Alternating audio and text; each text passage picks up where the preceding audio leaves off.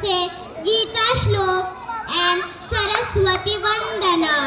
Ya kundendu tushar dhavala, ya shubhra vastravrita, ya veena varadanda manditokara, ya shweta padmasana, ya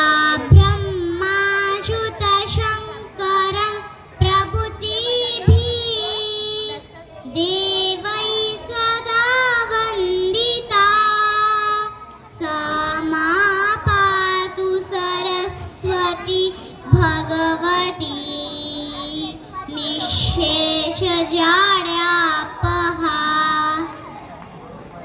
ओम श्री परमात्मने नमः।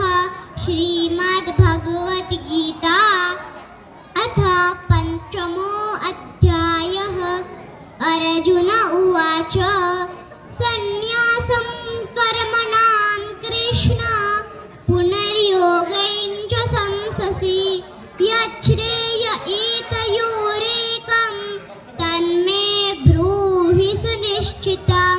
श्रीभगवानुवाच सन्न्यासः कर्मयोगश्च निःश्रेयसकरा उभौ तयोस्तु कर्म संन्यासात् कर्मयोगो विशिष्यते। ज्ञेयः स नित्यसन्न्यासी यो न द्वेष्टि न काङ्क्षति निर्द्वन्द्वो हि महाबाहो सुखं बन्धात् प्रमुच्यते। साङ्ख्ययोगो पृथक् बालाः प्रवदन्ति न पण्डिताः एकमप्यास्थितः सम्यग् उभयोर्विन्दते फलम्। यत्साङ्ख्यै प्राप्यते स्थानं तद्योगैरपि गम्यते। एकं साङ्ख्यं च योगं च यः पश्यति स पश्यति।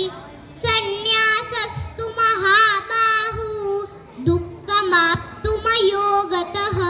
योगयुक्तो मुनिर्ब्रह्मा न चिरेणाधिगच्छति।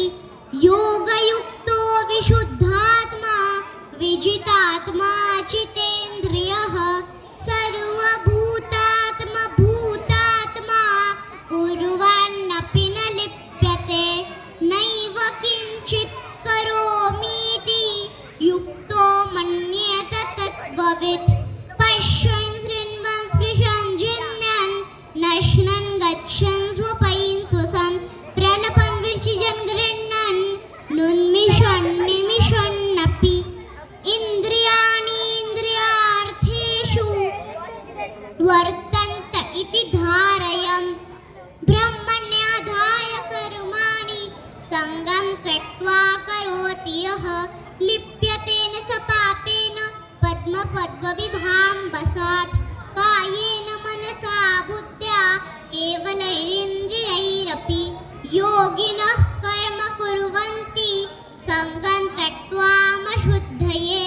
ॐ तत्सदिति श्रीमद्भगवद्गीतासु उपनिषत्सु ब्रह्मविद्यायां योगशास्त्रे श्रीकृष्णार्जुनसंवादे कर्मसन्न्यासयोगो नाम पंचमो अध्यायः। ओम श्रीकृष्णार्पणम्।